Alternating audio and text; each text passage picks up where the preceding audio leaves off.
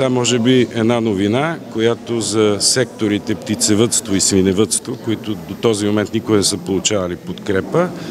Буквално преди броени часове научихме неофициално от Европейската комисия, че ни е одобрена държавната помощ, така че и там допълнително между 20 и 25 милиона за секторите свиневъдство и птицевъдство от 1 ноември започва подпомагането. Казвам за първи път, откакто България е член на Европейския съюз, това се случва, тия сектори да бъдат подпомогнати. За следващата година, предполагам, че ще ме питате за бюджета за следващата година. От сега мога да ви отговоря, че всички тези цифри и параметри, които ви казах, са запазени и в следващия бюджет.